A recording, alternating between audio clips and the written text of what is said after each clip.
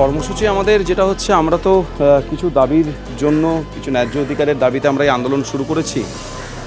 সেই আন্দোলনের একটি মাধ্যম বলতে পারেন আমাদের এই অভয়া ক্লিনিক।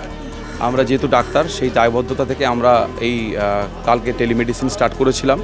আজকে এই অভয়া ক্লিনিক, এখানে বিভিন্ন বিভাগের চিকিৎসকরা আছেন, জুনিয়র ডক্টররা আছেন, এবং তাদের যে সমস্ত পেশেন্টরা আসবে তাদের যে সমস্ত প্রয়োজনীয় ওষুধ আমরা দেওয়ার চেষ্টা করব। সবটা হয়তো পারবো না, তবে ম্যাক্সিমামটা আমরা দেওয়ার চেষ্টা করব।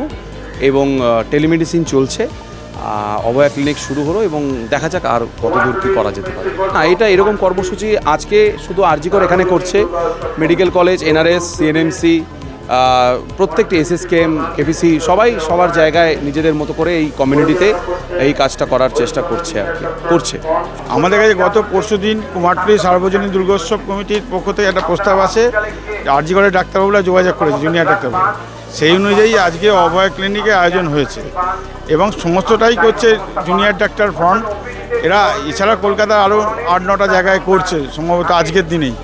হ্যাঁ, খুব ভালো পরিষেবা, যাদের পেশেন্টদের অসুবিধা না হয় তার জন্যে আমার অভয়ার স্মৃতি রক্ষার্থে এবং দ্রুত বিচার, যে বিচারের নাম করে প্রায় আজ 20 দিন অতিক্রান্ত হয়ে গেল, সে বিচার এখনও পর্যন্ত অধরা।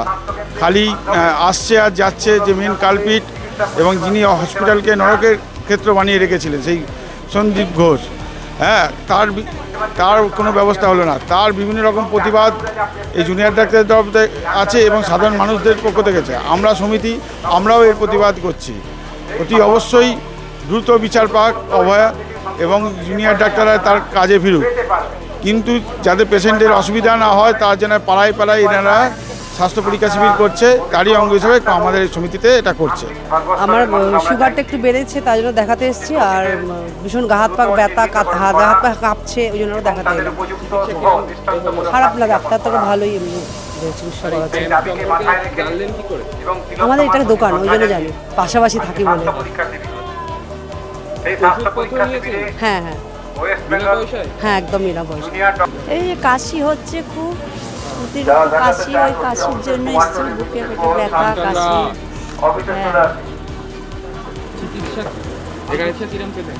ভালোই করলো, চিকিৎসা ভালো করলো, ওষুধও দিল, আর দুটো ওষুধ কেবল কিনতে হলো।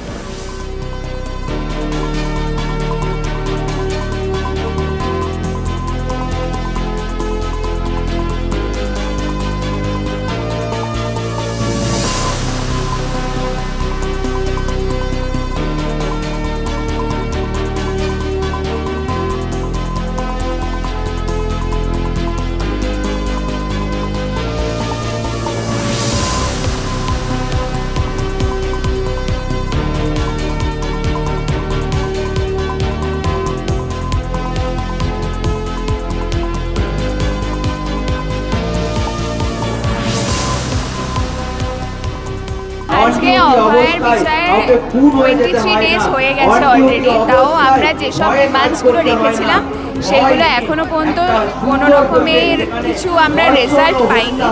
তাই আমরা এই একটা ক্লিনিক করেছি, কারণ আমরা যে কোনো ওপিডি পরিষেবার এমার্জেন্সিতে সিনিয়র ডাক্তাররা পেশেন্ট দেখছেন, কিন্তু আমরা কর্মবিরতি ডেকেছি।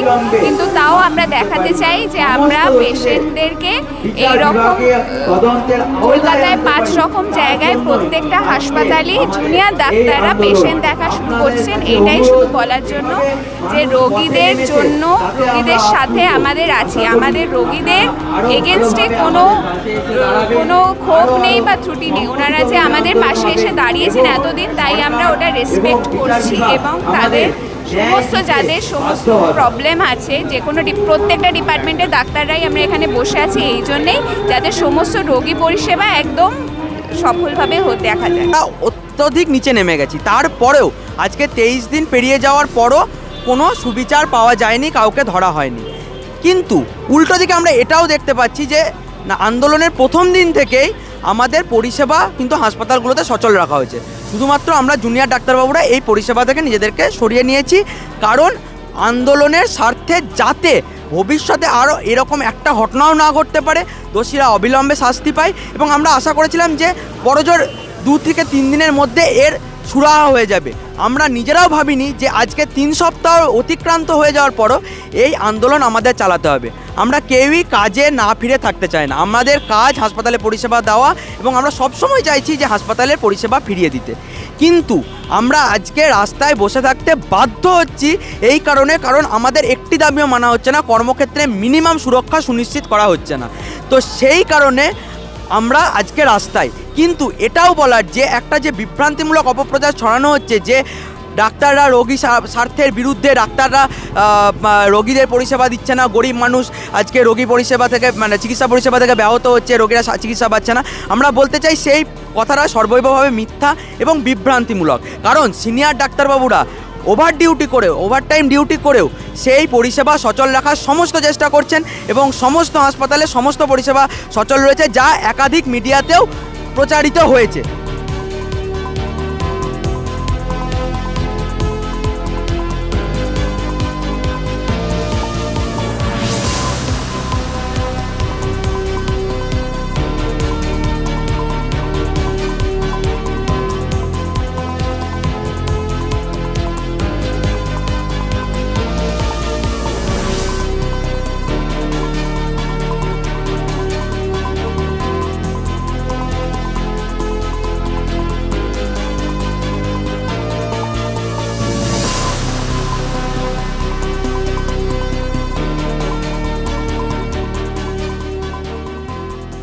একটাই যে আমরা শুরু থেকেই আমরা বলেছি যে আমরা মানুষের সাথে আছি, আমরা মানুষের কারো এগেনস্টে নেই বা কারো ক্ষতি করতে আমরা নেই।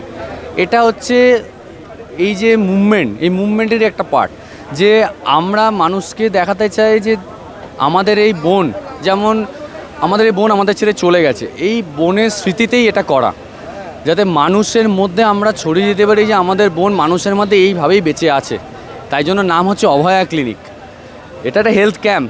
এটা একটু দূরে এসে করার একটাই কারণ যে আমাদের তো ওপিডি রেগুলার চলছে, সিনিয়র স্যাররা করছে, সিনিয়র স্যাররা চলছে, তারা এমার্জেন্সি চালাচ্ছে, কিন্তু আমরা এসএসকেএমে আমরা এসএসকেএম থেকে একটু এইখানে এসে করতে চাই, যাতে সাধারণ মানুষের মধ্যে এসে আমরা একটা হেলথ ক্যাম্প করে আমরা একটা অ্যাওয়ারনেস দিতে চাই যে আমাদের বোনের সঙ্গে যা হয়েছে, আমাদের যে 5টা ডিমান্ড, সেই ডিমান্ডের মধ্যে একটাও ফুলফিল হয়নি।